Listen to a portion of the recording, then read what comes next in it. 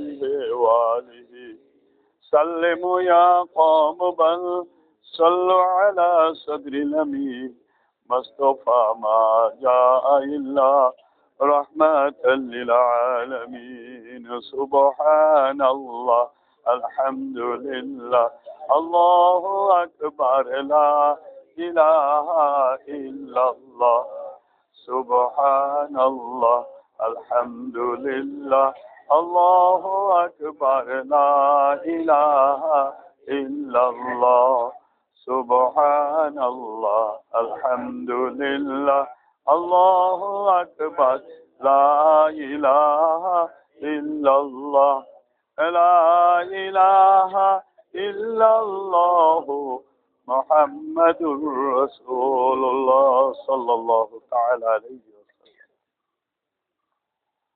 আলহামদুলিল্লাহ আল্লাহ তাআলার দরবারে লাখো কোটি শুকরিয়া আদায় করছি যে রব্বুল আলামিন আমাদেরকে একটা মিলাদ মাহফিলে আসবার এবং বসবার তৌফিক দান করেছেন।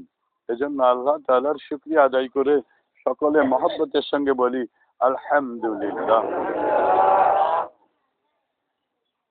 যারা আলেম ওলামা তারা জানেন পৃথিবীতে অনেক যোগ্য যোগ্য বড় বড় ইমাম ছিলেন, মুহাদ্দিস ছিলেন, মুফতি ছিলেন, মুহাক্কিক ছিলেন। তার ভিতরে একজন হলো হযরত জালালউদ্দিন সুয়ুতি রাহমাতুল্লাহ আলাইহি। এর নাম জানে না এমন কোন আলেম নেই। জালালউদ্দিন সুয়ুতি উনি 3 লক্ষ হাদিসের হাফেজ ছিলেন। কেউ কেউ বলে 2 লক্ষ হাদিসের হাফেজ ছিলেন, আর 1 লক্ষ হাদিস ওনার সংগ্রহে ছিল। উনি তাফসিরে জালালাইন কিতাবটা লিখেছেন। যারা আলেম তারা জানেন তাফসিরে জালালাইন প্রত্যেকটা মাদ্রাসাতেই পড়ানো হতো হয়। অর্থাৎ পৃথিবীতে যতগুলি ভালো তাফসির আছে প্রথম সারির তাফসিরের মধ্যে তাফসিরে জালালাইন একটা। এই তাফসিরে জালালাইনের লেখক ছিলেন জালালউদ্দিন সুয়ুতি রাহমাতুল্লাহ আলাইহি। এটা তো বাহ্যিক এলেম, ওনার আত্মিক এলেমের ক্ষমতা কত ছিল। একদিন জোহরের নামাজ পড়ে ওনার খাদেমকে বলছে যে বাবা আমার মনে হচ্ছে আমি আসরের নামাজটা খানায় কাবায় পড়ব। কিন্তু ওনার খানকা শরীফ থেকে খানায় কাবা যেতে হেঁটে যেতে 15 দিন সময় লাগে। 15 দিন সময় লাগে। তো খাদেম বলছে হুজুর কি করে সম্ভব আসরের নামাজ খানায় কাবায় পড়বেন, তুমি কি যাবে? হুজুর এত বড় সুযোগ ছাড়া যায় না তো। তাহলে ওযু করে আসো। ওযু করে আসার পরে বলছে আমার ডান হাতখানা ধরো আর চক্ষু বন্ধ করো, বিসমিল্লাহির রহমানির রহিম বলে কদম ফেলো। 25 কদম হাঁটার পরে জালালউদ্দিন সুয়ুতি রাহমাতুল্লাহ আলাইহি খাদেমকে বলছে বাবা চক্ষু খোলো। খাদেম চক্ষু খুলে দেখলেন মসজিদুল হারামের বাবুস সালামে দাঁড়িয়ে আছে। যারা হজ করতে গিয়েছেন তারা বাবুস সালাম হয়তো চিনেন। নববীতেও বাবুস সালাম আছে, আর মসজিদুল হারাম বাইতুল্লাহ এখানেও বাবুস সালাম আছে। এরপরে আসরের নামাজ পড়ার পরে জালালউদ্দিন সুয়ুতি বলছেন যে বাবা চলো খানকায় যে মাগরিব পড়বো। হুজুর এত তাড়াতাড়ি? তাহলে তুমি থাকো আমি যাই। হুজুর নিয়ে যাবে নাকিরা? তাহলে চলো যাই, আবার অন্যদিন আসা যাবে। চলেন। আবার বললেন চক্ষু বন্ধ করো, ডান হাতখানা ধরো, বিসমিল্লাহির রহমানির রহিম বলে কদম ফেলো। খাদেম বলছেন যে 27 কদম ফেলার পরে হুজুর বললেন বাবা চক্ষু খোলো। চোখ খুলে দেখি খানকার দরজায় দাঁড়িয়ে আসি। বলেন সুবহানাল্লাহ। যাই হোক, অনেকে এই কথাগুলি শুনলে মনে করতে পারে যে এগুলি একটা আজগবি গল্প। আসলে আজগবি গল্পই কিন্তু কারামত। যেটা অস্বাভাবিক অসাধারণ সেটাকেই বলা হয় কারামত। প্রত্যেক নবীকে আল্লাহ তাআলা মুআজিজা দিয়েছিলেন, তার কারণ সকলেই তো মানুষ, সকলেই টুপি দাড়িওয়ালা, সকলেই আলেম, সকলেই জুব্বা পরা, সকলেই নামাজ কালাম পড়ে, এর মধ্যে উলামায়ে হক বা আল্লাহর ওলি কে? এজন্য আল্লাহ তাআলা নবীদেরকে দিয়েছিলেন যে সাধারণ মানুষের ভিতরে যার ভিতরে মুআজিজা থাকবে সে হবে নবী, আর সাধারণ মানুষের ভিতরে যার ভিতরে কারামত থাকবে সে হবে ওলি। বলেন সুবহানাল্লাহ। সব নবীকে আল্লাহ মুআজিজা দিয়েছিলেন, সব নবী তাদের মুআজিজা নিয়ে তারা আল্লাহর কাছে চলে গিয়েছিলেন। কিন্তু আমার রসুল যাবার সময় বললেন, ও আমার ফলোয়ারেরা, ও আমার সাহাবীরা, ও আমার উম্মতেরা, আমি চলে যাচ্ছি, কিন্তু আমার মুআজিজা আমি সবগুলি তোমাদের জন্য রেখে যাচ্ছি। বলেন সুবহানাল্লাহ।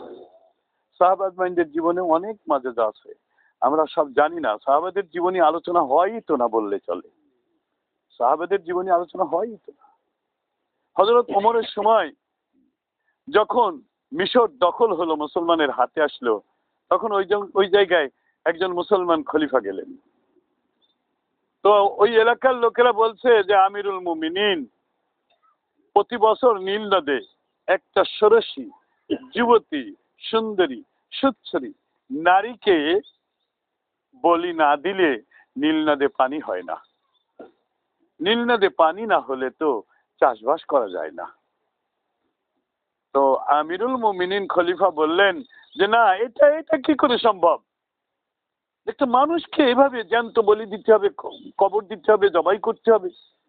তো তিনি হযরত ওমর ফারুক রাদিয়াল্লাহু তাআলা আনহুকে বললেন, হে আমিরুল মুমিনিন, এখানে তো এরকম একটা নীতি প্রচলন আছে, যদি এরকম না করা হয় তাহলে নীল নদে পানি হয় না। তো এবারে তো আমি করিনি, কিন্তু এখন পর্যন্ত নীল নদে পানি হয়নি, কি হবে? হযরত ওমর রাদিয়াল্লাহু তাআলা আনহু একটা কাগজে লিখলেন, হে নীল নদ, তোমাকে যিনি সৃষ্টি করেছে আমাকে তিনিই সৃষ্টি করেছেন, তোমার রব যিনি আমার রব তিনি, আমি সেই রবের হুকুমে তোমাকে বলছি তুমি পানিতে পরিপূর্ণ হয়ে যাও। বলেন সুবহানাল্লাহ। চিঠিটা নীল নদের বুকে রেখে আসতে বলেছিলেন হযরত ওমর, তো রেখে উঠে আসতে দেরি, পানিতে পূর্ণ হতে দেরি হয় নাই। সাইমুম ঝড় হতো মরুভূমিতে, ধুলি উঠত, উট দম্বা ভেড়া, মানুষের চোখের ভিতরে এই বালুকণা গিয়ে মানুষ মারা যেত, উট দম্বা মারা যেত। সাইমুম ঝড়, বৃষ্টি হতো না, ঝড় হতো তাতে বালি উঠত। তো হযরত ওমরের সময় এরকম সাইমুম ঝড় আসলে হযরত ওমরের কাছে একদল মরুভূমিবাসী এসে বলল যে হে আমিরুল মুমিনিন, এই সাইমুম ঝড়ে তো আমাদের খুব ক্ষতি করে, তা আপনি একটু আল্লাহর কাছে দোয়া করেন। তো তিনি তার মাথার রুমালটা দিয়ে বললেন, যাও সাইমুম ঝড়ের সামনে এই রুমালটা উড়ায় বলো আমিরুল মুমিনিনের রুমাল তিনি পাঠিয়ে দিয়েছেন, সাইমুম ঝড় তুমি থেমে যাও। বলেন সুবহানাল্লাহ। ঝড় থেমে যেত। মদিনায় হযরত ওমর যেদিন বলেছিলেন তারপরের থেকে কোনোদিন ভূমিকম্প হয় নাই। তবে এই গত 2-3 বছরে আমি শুনেছি একবার নাকি মদিনায় ভূমিকম্প হয়েছে, তার আগ পর্যন্ত হয়নি। তো মদিনায় ভূমিকম্প হওয়া মানে কিয়ামতের আলামত। ভূমিকম্প হচ্ছে, হযরত ওমর রাদিয়াল্লাহু তাআলা আনহু লাঠি মাটিতে চাপ দিয়ে বলছে, এই মদিনার মানিক, জানিস না তোর মধ্যে কে শুয়ে আছে? খবরদার নড়াচড়া করবি না, চুপ। এরপরের থেকে আর মদিনায় কোনোদিন ভূমিকম্প হয়নি। সুবহানাল্লাহ। তো এরকম কারামত সাহাবা আজমাইনদের মধ্যে, আরো অনেক সাহাবীদের মধ্যে এরকম অনেক কারামত ছিল। আমি বলতে চাচ্ছি যেটা, যে নবীদের মুআজিজা আর ওলিদের কারামত হক। সুতরাং জালালউদ্দিন সৈয়দীর যে কারামত এটা হক। এখন যদি কেউ বলে কোরআন হাদিস ছাড়া বিশ্বাস করি না, এই সমস্ত ইতিহাসের কথা বিশ্বাস করি না, আলহামদুলিল্লাহ আমি আপনার কথায় একমত। যদি ইতিহাস বিশ্বাস না করেন তাহলে আপনার অস্তিত্ব বিলীন হয়ে যাবে। কিভাবে? আপনার আব্বা মার যে বিয়ে হয়েছে এটাও একটা খাতায় লেখা, একটা কাগজে লেখা, অথবা অলেখা একটা ইতিহাস। ইতিহাস মানে কি? পূর্বের দিনের ঘটনা, পূর্বের দিনের কাহিনী। পূর্বের দিনের ঘটনা, পূর্বের দিনের কাহিনী। তো পূর্বের দিনের ঘটনা, পূর্বের দিনের কাহিনী আপনি যদি অবিশ্বাস করেন, তাহলে আপনার আব্বার যে বিবাহ হয়েছিল এই ঘটনা যে কাগজে লেখা, ওই কাগজও যদি অস্বীকার করেন ইতিহাসে বলে, এবং আমরা যদি অস্বীকার করি, আপনি হবেন পিতার অবাঞ্ছিত সন্তান। ইতিহাস অস্বীকার করা যায় না। ইতিহাস অস্বীকার করলে নিজের অস্তিত্ব থাকে না। এজন্য ইতিহাসকেও বিশ্বাস করতে হবে। তবে তবে সেই ইতিহাসের লেখক কারা, সেই ইতিহাসের লেখক কারা ছিল, এটা দেখতে হবে।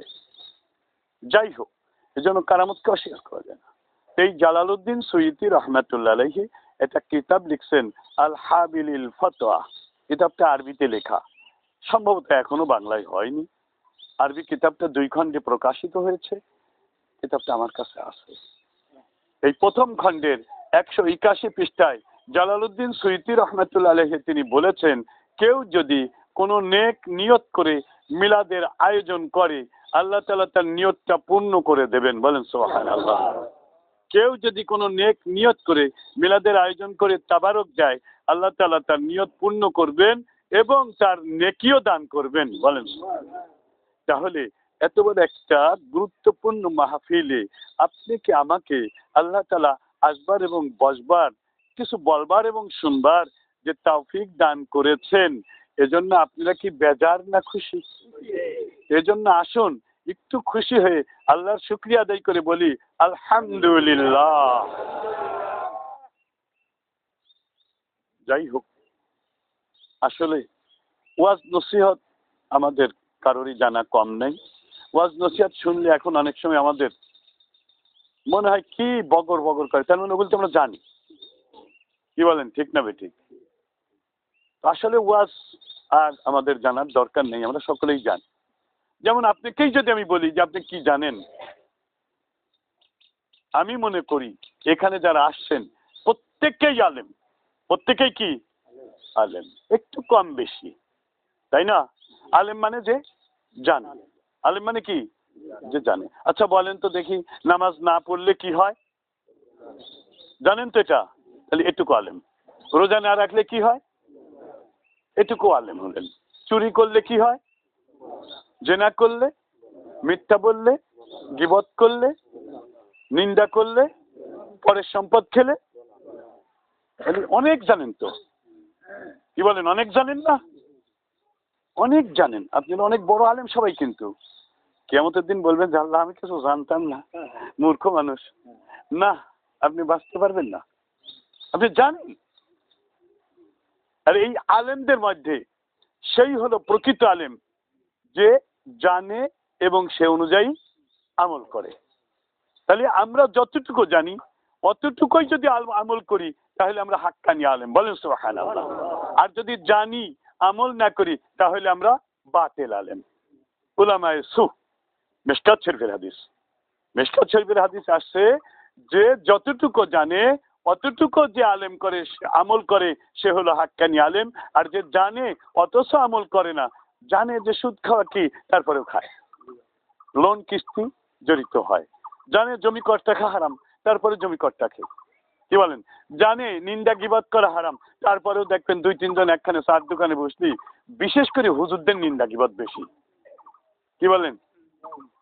তো জানে না গীবত করলে কি হয়, কয় সত্যি কথা করছি, আমি তো মিথ্যা কথা করছি। কি বলেন? কিন্তু আপনি কি জানেন যেটা মিথ্যা সেটা হলো মিথ্যা অপবাদ, আর যেটা সত্য ওইটাই গীবত। কারোর অসাক্ষাতে তার সম্পর্কে এমন সত্য কথা বলা, যে সত্য কথা তার সামনে বলা যায় না, বললে সে মনে কষ্ট পায় অথবা প্রতিবাদ করে, এইটার নাম গীবত। অর্থাৎ সত্য কথাই গীবত। আর যদি তার বিরুদ্ধে এমন কথা বলা হয় যে দোষ তার মধ্যে নাই, এটা হলো মিথ্যা অপবাদ। এটা কি? বহতান, মিথ্যা অপবাদ, বহতান। তো যাই হোক, আমরা সকলেই জানি যে মানি সে হাক্কানি আলেম, যে মানি না সে উলামায়ে সু। বুঝতে পারছেন না? বোঝেন নাই? আলহামদুলিল্লাহ। তো এই জন্য এখন কথা হলো যে হুজুর মানতে যে পারি না, পরিবেশ তো তেমন নাই। কি বলেন?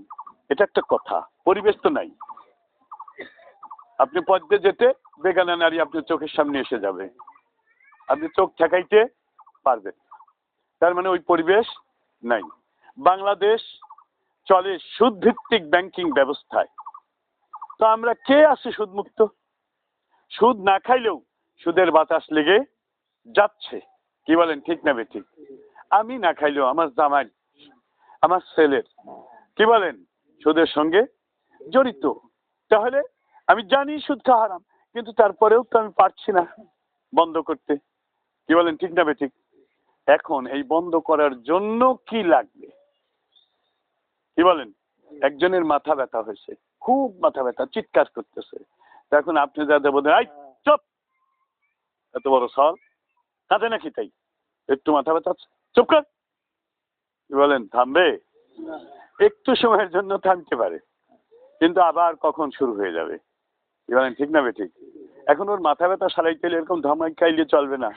বা যদি ওর উপদেশ দেন, এই তুই এত বড় মানুষ, তুই এরকম মাথা ব্যথায় কাঁদতেছিস, মানসি কি কাছে, লজ্জার কথা, একটু বোঝাচ্ছেন, তাও হয়তো কিছু সময়ের জন্য থামতে পারে, কিন্তু একবারে থামবে না। তার কারণ ওই ব্যথার কষ্ট তো সহ্য করতে পারবে না। কি বলেন, ঠিক না বেঠিক? তো আজকের সমাজে যেভাবে গুনার সাইলাব বয়ে গেছে, হুজুর যতই উপদেশ দেন, বাঁচা কি সম্ভব? এখন ওই মাথা ব্যথার রোগীকে কান্না থামাইতে হলে কি করতে হবে? মাথা টিপে দিতে হবে। আর কি করতে হবে? ওষুধ খাওয়াইতে হবে। কি বলেন, ঠিক না বেঠিক? চিকিৎসা করতে হবে। তো আমরাও তো গোনায় লিপ্ত হয়ে যাচ্ছি। হুজুর যত ওয়াজি করুক, বরং আরো হুজুরিফার রাগা যায়, হুজুরিফার রাগা যায়, হুজুর আমার বিরুদ্ধে ওয়াজ করতেছে। আসলে কলি হুজুর জানেই না যে ও সুদ খায়, কিন্তু সুদের ওয়াজ যদি হুজুর করে আর সভাপতি যদি সুদ খায়, তো ইমামতি থাকবি না আর। তার কারণ হুজুর জানিয়ে শুনি আমার বিরুদ্ধে ওয়াজ করেছে, ও হুজুর রাখবই না। হ্যাঁ, তাহলে হিতে বিপরীত। এখন উপদেশ না দিয়ে কি করতে হবে? মাথা টিপতে হবে, ওষুধ খাইতে হবে। অর্থাৎ ওর যে রোগ হয়েছে, আল্লাহ বলছেন ফি কুলুবিহিম মারাদুন ফাজাদাহুমুল্লাহু মারাদা, তাদের কলবের মধ্যে রোগ হয়েছে, আর এই রোগ দিনে দিনে বাড়তেছে। আর এই রোগের কারণেই তারা পাপ করতেছে। আপনি যতই ধমকান, যতই দোজখের ভয় দেখান, বেহেশতের লোভ দেখান, কাম হচ্ছে না। কি বলেন, ঠিক না বেঠিক? হ্যাঁ, তাহলে কাম হবে কি করে? এ কথা কেউই বলে না, এ কথা কেউই বলে না। সূরা বাকারার 29 নম্বর আয়াত সম্ভবত, বিসমিল্লাহির রহমানির রহিম, কাইফা তাকফুরুনা বিল্লাহি ওয়া কুনতুম আমওয়াতান ফাআহইয়াকুম সুম্মা ইউমিতুকুম সুম্মা ইহয়িকুম সুম্মা ইলাইহি তুরজাউন। আল্লাহ বলতেছেন যে তোমরা আমার অবাধ্য কি করে হও, অথচ তোমার কোনো অস্তিত্বই ছিল না। কি বলেন, আমার বয়স এখন চলে 64 বছর। 64 বছর আগে এই পৃথিবীর মানুষ কেউ কি জানতো সমসপুর কালিয়ামৌলবীর সওয়াল সাগর নামে একজন আল্লাহ মনোনীত করে রাখছে আসবে? এ কি কেউই জানতো? কালিয়ামৌলবী জানতো? কি বলেন, জানতো? কেউই কিন্তু জানতো না। তার মানে তখন আমার কোনো অস্তিত্ব ছিল না। আমার অস্তিত্ব কে দিয়েছে? আল্লাহ দিয়েছে। আল্লাহ তাই বলছেন কাইফা তাকফুরুনা বিল্লাহ ওয়া কুনতুম আমওয়াতান, অথচ তোমার কোনো অস্তিত্ব ছিল না। ফাহিয়াকুম, আমি তোমাকে অস্তিত্ব দান করেছি, আমি তোমাকে সৃষ্টি করেছি। ফাহিয়াকুম, তোমাকে জীবিত করেছি। সুম্মা ইউমিতুকুম, আবার তোমার মৃত্যু দেব। সুম্মা ইহয়িকুম, আবার তোমাকে উঠাবো। সুম্মা ইলাইহি তুরজাউন, এরপরে কিন্তু শেষ নয়, আমার দরবারে তোমাকে সমবেত করব, যে দুনিয়ায় তুমি কি করেছো তার হিসাব নেওয়ার জন্য। হাদিসে আসছে কিয়ামতের দিন 4টে প্রশ্নের জবাব না দিয়ে এক কদম নড়তে দেওয়া হবে না। প্রথম প্রশ্নই হবে নামাজ। আমরা নামাজ পড়ি, কিন্তু হয় কি না? নামাজের যেরকম একাগ্রতা, যেরকম ধ্যান খেয়াল, যেরকম খুশু খুজু, সর্বপ্রথম কিন্তু এই নামাজের প্রশ্ন নেওয়া হবে। এখন ফেরেশতারা নামাজের প্রশ্ন নিতে গিয়ে বলতেছে আল্লাহ নামাজের ভিতরে মশা মারছে, মাছি মারছে, নামাজের ভিতরে মন বাজারে চলে গেছিল, মাঠে চলে গেছিল, ফিজির দাম কমে গেছে, নামাজের ভিতরে খুব টেনশন করতেছে, এতটাই যে ফিজ লাগালাম, আর বাজারে এরকম পড়া ফুলি। নামাজের ভিতরে এরকম চিন্তা হয় কি হয় না? তো ফেরেশতারা হিসাব নিতে যায়, দেখতে যে নামাজে এত ত্রুটি, তখন আল্লাহ বলবে যে ফেরেশতারা দেখ আমার বান্দার আমল নামায় নফল নামাজ আছে নাকি। যদি নফল নামাজ থাকে নফল নামাজ দিয়ে ফরজের ত্রুটিগুলি পূর্ণ কর। আর আমার সোনামণিরা আজকে নফলকে সুন্নত পড়া পর্যন্ত বন্ধ করে দিল। হ্যাঁ, কি আফসোস। আপনার এই ফরজ আপনি কি বলতে পারেন আপনার নামাজ হচ্ছে? তাহলে আপনার এই ফরজের ত্রুটি পূর্ণ করা হবে নফল দ্বারা। বুখারী শরীফের হাদিস, বুখারী শরীফের হাদিস। যাই হোক, নফল বেশি পড়তে হবে। আল্লাহ বলছেন হাদিসে কুদসি যে বান্দা নফল পড়লে তার ফরজের ত্রুটি পূর্ণ করার পরে বান্দা এত আমার নিকটবর্তী হয়ে যায়, আমি বান্দার হয়ে যাই, বান্দা আমার হয়ে যায়। নফল বন্দেগী করলে আল্লাহ ওয়ালা হওয়া যায়। নফল বন্দেগী করলে আল্লাহ ওয়ালা হওয়া যায়। যাই হোক, প্রথমে নামাজের হিসাব, তারপরে আপনি যে সম্পদ উপার্জন করেছেন এই সম্পদ কোন পথে উপার্জন করেছেন, কোন পথে ব্যয় করেছেন এই হিসাব।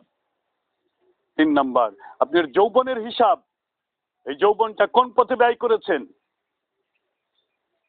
4 নম্বর আপনার যে এলেম অর্জন করেছিলেন এলেম অনুযায়ী কতটুকু আমল করেছিলেন আর কতটুকু মানুষকে বলেছিলেন। এই 4টা প্রশ্নের জবাব না দিয়ে কিয়ামতের দিন এক কদম আপনাকে নড়তে দেওয়া হবে না। অথচ যে আল্লাহ আপনাকে সৃষ্টি করেছে তার কাছে সমবেত হওয়া লাগবে। আপনি কি করে তার অবাধ্য হন? আল্লাহ প্রশ্ন করছে কি করে অবাধ্য হলে। এই আয়াতের তাফসীরে আল্লামা সানাউল্লাহ পানিপথী তিনি লিখেছেন যে মানুষকে সৃষ্টি করবার জন্য আল্লাহ তাআলা 10টি উপাদান ব্যবহার করেছেন। কয়টি? 10টি উপাদান। একটু মনোযোগ দিয়ে শুনবেন। ওয়াজ জীবনে বহু শুনছেন, আজকে একটু শুনেন। আমি কোনো সুর দিয়ে বলছি না, সুর দিতেও পারি না। আর আমি কোনো বড় আলেমও না, ভাইরাল কোনো বক্তাও না। আমি ওই কাজে মৌলবী সাওয়া, বাড়ি সমস্তপুর। এর বেশি কোনো পরিচয় আমার নাই। আর একটা পরিচয় যেটা আছে, যে পরিচয়ের খাতিরেই সম্ভবত আজকে আপনাদের এখানে আসতে পারছি, যে ফুরফুরা সিলসিলার সঙ্গে সিরাসিত তার দিয়ে একটু কানেকশন করে একটা লাইট টিপ টিপ করে জ্বলছে। এই ফুরফুরার সঙ্গে একটু যোগাযোগ আছে, এই এর বেশি কিছু নাই। যে পরিচিতিতে হয়তো আজকে আপনাদের এখানে আসতে পারছি। তো যাই হোক, সানাউল্লাহ পানিপথী তিনি লিখেছেন 10টি উপাদান দিয়ে মানুষকে সৃষ্টি করেছি আমি। তার 5টি ঊর্ধ্ব জগতের, 5টি নিম্ন জগতের। ঊর্ধ্ব জগতের 5টির একজন লিডার আছে আর নিম্ন জগতের 5টি একজন লিডার আছে। এই 2 লিডার আপনার দেহকে পরিচালনা করে। এই 2 লিডার, একটা হলো নফস, একটা হলো রূহ। কুল্লু নাফসিন যায়িকাতুল মাউত, প্রত্যেক নফস মারা যাবে কিন্তু রূহ মারা যাবে না। রূহ ছিল, রূহ আছে, রূহ থাকবে। শাস্তি সাজা রূহের উপরে হবে। বেহেশতের সুখ শান্তি রূহ ভোগ করবে। নফস ছিল না, নফস তৈরি হয়েছে, নফস এখন আছে, কিছুদিন পরে নফস থাকবে না। নফসের কোনো শাস্তি সাজার সমস্যা নাই। নফস যে লিডার তার সৈনিক হলো 4 জন, আব, আতশ, খাক, বাদ, আগুন, পানি, মাটি, বাতাস। আর রূহ তার সৈনিক 4 জন, কলব, সের, খফি, আকফা। এখন আপনার দেহটা পরিচালনা এই 2 জন করে। 2 জনের ভিতরে যে শক্তিশালী তার কথা মতোই দেহটা চলে। যেমন ধরেন রাষ্ট্র পরিচালনা, এবারে জামাত ইসলাম আর হলো বিএনপি, এই 2টা দলই রাষ্ট্র পরিচালনা করবার জন্য খুব আশাবাদী। কি বলেন, ঠিক না বেঠিক? এখন এই 2 দলের ভিতরে যে দল ভালো সেই দল যদি ক্ষমতা পায় তাহলে রাষ্ট্রটা ভালো চলবে। আর যে দল মন্দ সে যদি রাষ্ট্র পায় তাহলে ক্ষমতা পায় তাহলে রাষ্ট্রটা মন্দ চলবে। তাহলে আপনার দেহের ভিতরে এরকম 2টা দল আছে, এক দলের লিডার নফস, এক দলের লিডার রূহ। আমি তাফসীর থেকে কথা বলছি, বানাটি কোনো কাহিনী বলছি না, পীর সাহেবদের গল্প না, এটা এটা কোরআনের তাফসীরের কথা। তো এখন নফস যদি ক্ষমতা পায়, নফস তার সৈনিক 4 জন। এই নফস হলো এ দুনিয়ার, নফস হলো মায়ের ডিম্বাণু আর পিতার শুক্রাণু থেকে নফসের তৈরি। আর আবাতস খাকবাত আগুন পানি মাটি বাতাসে জগতের, সুতরাং এই পাঁচটাই জগতের। আর রুহের কল্প খফি আকফা এগুলি ঊর্ধ্ব জগতের। এরা বেহেশত দেখেছে, এদের ভিতরে বেহেশতের প্রবল লোভ আছে। এরা জাহান্নাম দেখেছে, এদের ভিতরে জাহান্নামের প্রবল ভয় আছে।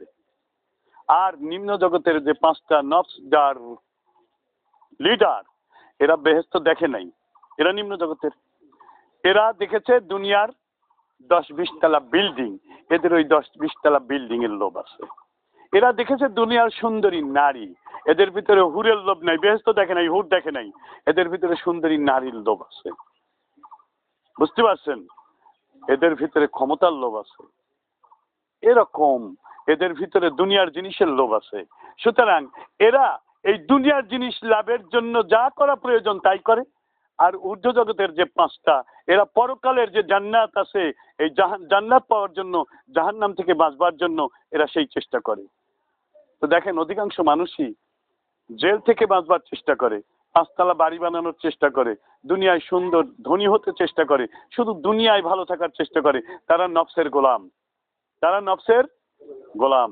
আর যারা রুহের গোলাম, তারা দেখেন বাড়ি করতে চায় না, গাড়ি করতে চায় না, সুন্দরী নারীর পিছনে দৌড়ায় না, তারা রাত জাগে, আল্লাহরে ডাকে, শুধু কাঁদে আর কাঁদে, জাহান্নাম থেকে বাঁচবার জন্য কাঁদে। আর ওই সেই জান্নাত যেটা দেখেছিলাম, আল্লাহ দেখে এসেছি দীর্ঘদিন, আর তো দেখতে পাই না, ওই জায়গায় যেন যেতে পারি। এখন যদি আপনি ক্ষমতাটা রুহের হাতে দিয়ে দেন, তাহলে আপনার এই দেহটা রুহ ইনশাল্লাহ জান্নাতে জাহান্নামে যাওয়ার পথে নিয়ে যাবে না, জান্নাতে যাওয়ার পথে নিয়ে যাবে। যেহেতু সে জান্নাতে যাওয়ার পথও চেনে, জাহান্নামে যাওয়ার পথও চেনে, এজন্য সে জাহান্নামের পথে নেবে না। আর নফস যেহেতু সে জান্নাতে যায় নাই, দেখে নাই, জান্নাতের পথ চেনে না, জাহান্নামে যায় নাই, দেখে নাই, জাহান্নামের পথও চেনে না। সে চেনে নারী গাড়ি বাড়ি। আর জানেন এই নারী গাড়ি বাড়ি করতে গিয়েই মানুষ দুনিয়ার পাপে লিপ্ত হয়, সুদ খায়, ঘুষ খায়, আইল ঠেলে, চুরি করে, ডাকাতি করে, মাথায় বাড়ি মারে, শুধু নারী গাড়ি বাড়ির লোভে। কি বলেন, ঠিক না বেঠিক? এই লোভটা শুধু নফসে। আর নফস এইগুলি পাবার জন্য যে চেষ্টা করে, সেই চেষ্টা করতে গিয়ে মানুষ পাপে লিপ্ত হয়ে যায়। এখন যদি আপনি ক্ষমতাটা নফসের হাতে না দিয়ে রুহের হাতে দিয়ে দেন, তাহলে আপনার এই দেহ নামক গাড়িটা জান্নাতি হয়ে যাবে। আর যদি আপনি নফসের হাতে দিয়ে দেন, আপনার দেহ নামক গাড়িটা জাহান্নামী হয়ে যাবে। এখন এই নফসের হাতে দেওয়া আর রুহের হাতে দেওয়া, এটাই যদি না বুঝি, আসলে অধিকাংশ মানুষই কিন্তু আমরা নফসের গোলাম, নফসানিয়াত। এক আলেম আরেক আলেমের নিন্দা গীবত করতেছে, মানে আমি ওর থেকে কি করে ভালো হব। ও কি জানে, ও কি জানে? হ্যাঁ, নিন্দা গীবত করে নিজের মান ইজ্জত বাড়ানোর জন্য, অর্থাৎ এটা ক্ষমতার লোভ, সম্মানের লোভ। এই লোভে এক আলেম আর এক আলেমের নিন্দা গীবত করছে, গালাগালি করছে, বকাবাজি করছে। এক মুসলমান আর এক মুসলমানের বিরুদ্ধে লড়াই করছে ক্ষমতার লোভে, সম্মানের লোভের। কি বলেন, এই যে রাষ্ট্রীয় ক্ষমতায় যাওয়ার জন্য দুই ভাই, দুই মুসলমান লড়াই করছে না? কি বলেন, আল মুসলিমু মান সালিমান মুসলিমুনা মিন লিসানিহি ওয়া ইয়াদিহি, সেই প্রকৃত মুসলমান যার জিহবা এবং হাত থেকে অন্য মুসলমান নিরাপদ। আচ্ছা, আপনারা কি বলতে পারবেন চরমুনাই পীর সাহেব কাফের? কেউ বলতে পারবেন? আপনারা কি বলতে পারবেন যে জামাত ইসলামের ডক্টর শফিকুর রহমান কাফের? তাহলে দুইজনই তো মুসলমান, তাহলে দুইজন লড়াই করলেন না ফিল্ডে? এবার কেন? ক্ষমতার লোভে। কিসের লোভে? ক্ষমতার লোভে। আমি কাউকে দোষারোপ করছি না, কারণ নিন্দা গীবত করছি না, বোঝানোর স্বার্থে এই উপমাটা আপনাদের কাছে দিলাম, বোঝানোর স্বার্থে দিলাম। দেখুন আজকে আমরা কি করছি, কেন করছি? আমরা নফসের গোলামি করছি। নফস দুনিয়ার ক্ষমতা জানে কত ভালো, নফস জানে না জান্নাত কত ভালো, দুনিয়ার ক্ষমতা থেকে জান্নাতের দাম কত বেশি। যারা জানে তারা দুনিয়ার ক্ষমতার লোভ করে না, দুনিয়ার সম্মানের লোভ করে না। তারা সিরাসিতে ময়লা কাপড় চোপড় গায়ে দিয়ে ঘুরে বেড়ায়, ভাঙাচোরা বাড়িতে তারা বাস করে, তারা নুন ভাত খায়। কি বুঝতে পারছেন না? বোঝেন নাই? হ্যাঁ, তো যাই হোক, আলহামদুলিল্লাহ। এখন এই রুহের হাতে ক্ষমতা দিতে হলে কি করতে হবে? নফসের হাত থেকে ক্ষমতা নিতে হলে কি করতে হবে? আমি আপনাদেরকে এইটুকুই শুধু বলে আমার ওয়াজ শেষ করে দেব। দেখেন, আপনি মা আয়েশা বলছেন একটা হাদিস যে ইয়া রাসূলুল্লাহ, কিয়ামতের দিন আল্লাহ হিসাব কিভাবে নেন? তো রসুল বলছেন, আয়েশা রে, ও আয়েশা, আল্লাহ যদি হিসাব চায় একটা পাপের, কোশ্চিনকালেও সে লোক জান্নাতে যেতে পারবে না। এখানে একটা লোক আপনি আছেন বলতে পারবেন যে একটা গুনাহ জীবনে করি নাই? একটা লোক আছেন বলতে পারবেন আমি পারবো না ভাই, আমি পারবো না, পারবো না? তার কারণ অনিচ্ছায় অনেক সময় হয়ে গেছে, রাস্তায় যে চলছে, যদিও আলহামদুলিল্লাহ আমি দৃষ্টি প্রতিবন্ধী, এই গুনাহটা আমার খুব কম। বেগানা নারীর হ্যাঁ দেখার গুনাহটা, এটা আমার আমল নামায় কম। আমি মেয়ে মানুষ না পুরুষ মানুষ, রাস্তায় দিয়ে যাই বুঝতে পারি না, সুন্দরী না সুচ্ছরি না কালো, আমি বুঝতে পারি না। এখানে আপনারা যারা আসছেন কেউ হয়তো আমার চেনা লোক আছেন, কিন্তু আমি কারোর চেহারা দেখতে পাচ্ছি না, কাউকে চিনতে পারছি না। এই পাপটা আমার নাই, কিন্তু আপনাদের আছে না? রাস্তায় চললেই তো বিজ্ঞানে নারী, বুকে কাপড় নাই, মাথায় কাপড় নাই, কি বলেন? কি অবস্থা! তার মানে আমরা কেউই গুনাহমুক্ত না। তো মা আয়েশা কি বলছেন, আল্লাহ রসুলকে জিজ্ঞাসা করলাম, রসুল বললেন যে আল্লাহ যদি কারোর কাছে শুধু এই একটা হিসাবে চায় যে তুই রাস্তায় চলার সময় তোর মেয়ে নয়, তোর বেটার বউ নয়, তোর নাতি নয়, তোর স্ত্রী নয়, তুই একটা বেগানা নারীর দিকে তাকাইছিলি কি কামে? উত্তর দিতে পারবেন? কোনো উত্তর আছে? কোনো উত্তর নেই, কোনো উত্তর নেই। তাই বলছেন রসুল যে আয়েশা, আল্লাহ যদি দয়া না করে, দয়া না করে একটা পাপের হিসাব চায়, কষ্টের কালেও সে জান্নাতে যেতে পারবে না। আমার রসুল কি জীবনে কোনোদিন একটা মিথ্যা কথা বলেছেন?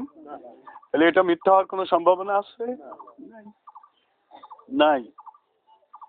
সুতরাং নফল ইবাদত বেশি করেন আল্লাহ রহমত পেতে হলে, দয়া পেতে হলে।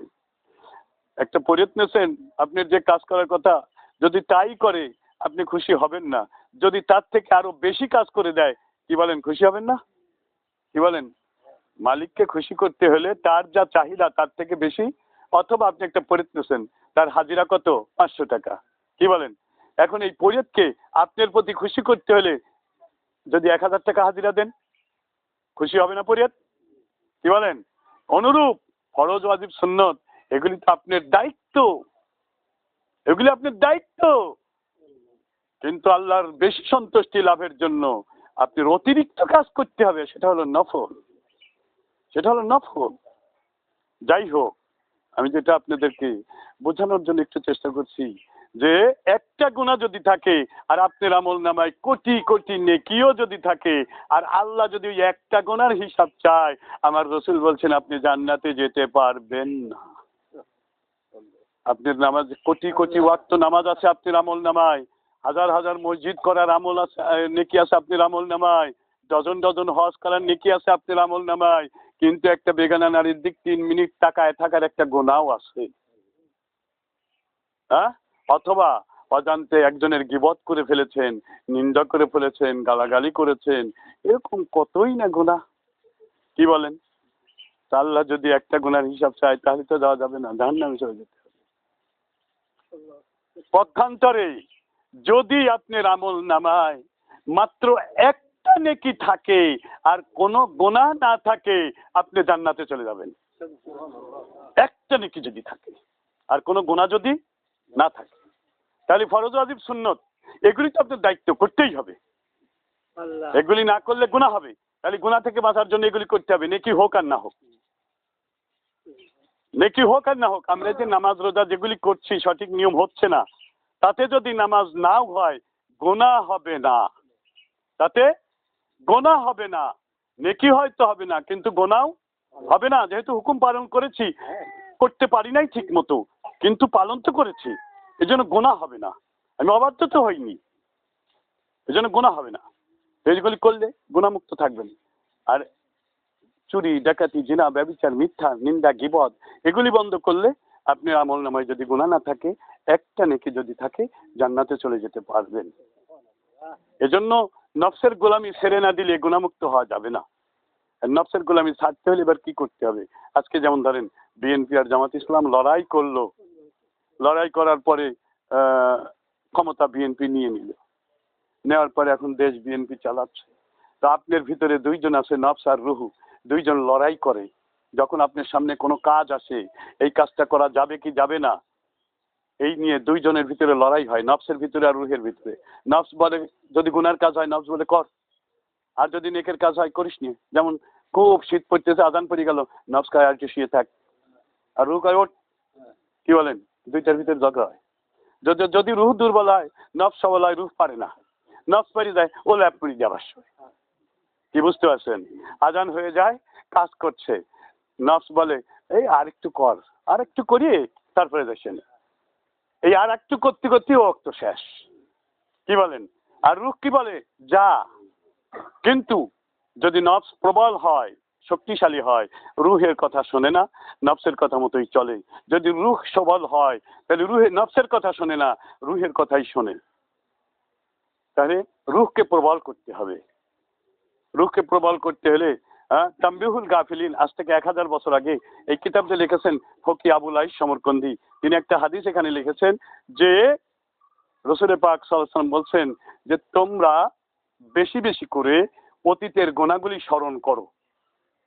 এজন্য আমরা সকাল সন্ধ্যায় চক্ষুটা বন্ধ করে একটা একটা গুনাহ স্মরণ করে চোখের পানি ফেলে আল্লাহর দরবারে কাঁদি আর বলি রব্বানা যালামনা আনফুসানা, আমি আমার নফসের উপরে জুলুম করেছি, রব ক্ষমা করে দাও, মাফ করে দাও। আমরা এভাবে কাঁদতে থাকি। আর রাসূল বলেছেন যারা আযাবের ভয়ে গুনার কথা স্মরণ করে চোখ দিয়ে মাছির মাথার মতো এক ফোঁটা পানি বার করবে, আল্লাহ তাআলা তার জীবনের সব গুনাহ মাফ করে দেবে। রাসূল বলেছেন, রাসূল বলেছেন। তাই আমরা কাঁদি, তাই আমরা কাঁদি।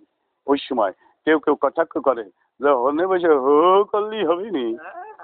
হ্যাঁ, কিন্তু দেখেন এই হাদিসের ব্যাখ্যায় কি আসে। অতীতের গুনাহ স্মরণ করে কাঁদো, অতীতের গুনাহ স্মরণ করে কাঁদো, 1 নম্বর। 2 নম্বর, বেশি বেশি করে নেককারদের কাছে যাও। যারা নফল ইবাদত বেশি করে তারা নেককার, যাদের দেখলে আল্লাহর কথা মনে পড়ে তারা নেককার, যারা গুনাহ থেকে বেঁচে থাকে তারা নেককার। নেককারদের কাছে বেশি বেশি করে যাও। একটা মজলিসে আপনি যান, তার ভিতরে 200 লোক যদি থাকে, একজন আল্লাহওয়ালা, একজন নেককার থাকে, তাহলে এই নেককারদের কাছে যাওয়া হবে। 3 নম্বর হলো আল্লাহ রাসূল বলেছেন যে পেটের 3 ভাগের 1 ভাগ খানা খাও। কি বলেন? আর আমরা আজকে কি করবো না জানেন? খানা হইলো ওর নাম জানি কি, খানা কার আর পেট আমার। হ্যাঁ, আলহাজের খানা, পেট আমার। এরকম একটা গল্প আছে যে এক বুড়ো এক বাড়িতে খয়রাত খাতে গেছে। তো খয়রাত খাইছে সে জম্বের খাওয়া, যার বলে মরণের খাওয়া। খাওয়ার পরে গ্যাস হয়েছে। এখন ছেলে ডাক্তার ডেকে নিয়ে আসছে। ডাক্তার এসে বলতেছে যে তোমার আব্বার গ্যাস হয়েছে, কি খাইছে? কয় খয়রাত খাইছে। তো চাচা আপনি এই ট্যাবলেট দিয়ে খান। কয় ডাক্তার বাবা তুমি তো দেখতেছো পাগল। কয় কে চাচা? কয় যদি এই 2টি ট্যাবলেট খাওয়ার জায়গা প্যাকেটের মধ্যে থাকতো পেটের ভিতরে, তাহলে রসগোল্লা আড়াটা খাতাম। কি বুঝতে পারছেন? মরণের খাওয়া খায় আর কি। কিন্তু আল্লাহ রসুল কি বললেন? পেটের 3 ভাগের 1 ভাগ খাও। এই পেটের 3 ভাগের 1 ভাগ খাইতে হলে 2 হাঁটু উঁচু করে এই উরুতে পেটের চাপ দিয়ে বসতে হবে।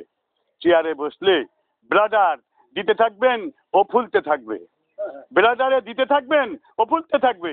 এজন্য রাসূল বলছেন খানা খাওয়ার সুন্নত হলো 2 হাঁটু উঁচু করে রানের সঙ্গে পেট চাপ দিয়ে ধরে তারপরে খানা খেতে হবে।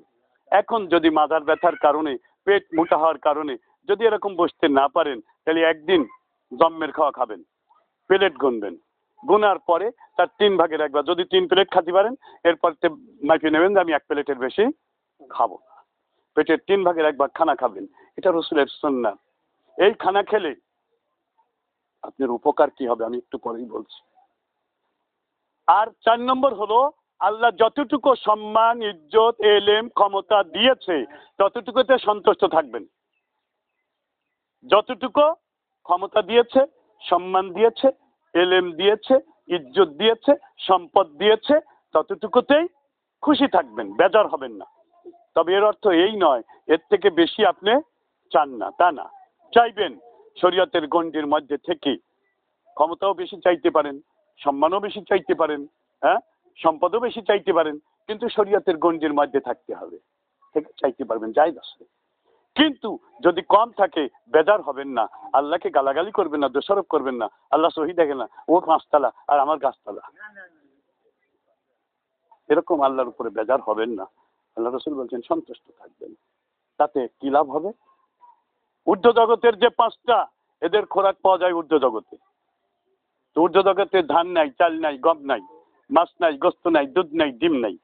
তাদের খানা কি? হাদিস শরীফে আসছে, হ্যাঁ, বুখারী শরীফের হাদিস, রাসূল বলছেন যে কিয়ামতের আগে এমন একটা দুর্ভিক্ষ আসবে, মানুষ মানুষের বমি খাবে। তখন সাহাবাগণ বলছেন, হুজুর, মুমিনেরাও বমি খাবে? বমি খাওয়া তো হারাম। মরা প্রাণীর মাংস খাবে, মরা প্রাণীর মাংস গোস্ত খাবে, বমি খাবে। তো বললেন, ইয়া রাসূলুল্লাহ, মুমিনেরাও কি তাই খাবে? এগুলো তো হারাম। রাসূল বললেন যে না, তাহলে ইয়া রাসূলুল্লাহ মুমিনরা বাঁচবে কি করে? তখন বললেন যে মুমিনদের খানা হবে তখন জিকির, বলেন সুবহানাল্লাহ। হাদিস, সুবহানাল্লাহ, আলহামদুলিল্লাহ, আল্লাহু আকবার, এগুলি হবে তখন মুমিনদের খাবার। বুখারী মুসলিম শরীফে আসছে, যারা দলবদ্ধ হয়ে সুবহানাল্লাহ, আলহামদুলিল্লাহ, আল্লাহু আকবার, লা ইলাহা ইল্লাল্লাহ এই জিকিরগুলি করে, আল্লাহ তাআলা ওই দলে বসা প্রত্যেকের জীবনের গুনাহ মাফ করে দেবে। বুখারী মুসলিম শরীফের হাদিস। দলবদ্ধ হয়ে জিকির করা, কেউ কেউ দলবদ্ধ জিকির করা কোরআন হাদিসে কোনো খালি নেই, অথচ বুখারী মুসলিম শরীফে। যাই হোক, এটা হলো মুমিনদের খোরাক। ওই জন্য ঊর্ধ্ব জগতের যে পাঁচটা, এদের খোরাক হলো আল্লাহর জিকির, বলেন সুবহানাল্লাহ, সুবহানাল্লাহ, আলহামদুলিল্লাহ, আল্লাহু আকবার, লা ইলাহা ইল্লাল্লাহ, আল্লাহ আল্লাহ, এগুলি হলো ঊর্ধ্ব জগতের পাঁচটার খোরাক। তো যারা জিকির বেশি করে তাদের রূহ শক্তিশালী হবে, আর রুহের হাতে তখন ক্ষমতা যাবে, রুহ তখন আপনার দেহটা জান্নাতের পথে নিয়ে চলে যাবে। আর যারা নফসের খোরাক হলো ভাত, মাছ, গোস্ত, দুধ, ডিম, এগুলি বেশি বেশি খাবে, তাদের নফস শক্তিশালী হবে, রূহ দুর্বল হয়ে যাবে। তখন তাদের নফস এই দুনিয়ার মোহে তাদেরকে ফেলাই দিয়ে, পাপে লিপ্ত করে দিয়ে তাদেরকে জাহান্নামে নিয়ে চলে যাবে। আমি কি আপনাদেরকে ওষুধ দিতে পারছি না পারি নাই? পারছি তো ইনশাআল্লাহ। এই ওষুধ যারা সেবন করবেন, এই মতো যারা জীবন যাপন করবেন, আল্লাহ তাআলা নিঃসন্দেহে তাদেরকে জান্নাত দান করবেন। আল্লাহ তাআলা আমাদের সকলকে এই আমলগুলি করবার তৌফিক দান করুন এবং আল্লাহর জান্নাতি করে নেন। সকলে বলি আল্লাহুম্মা আমিন।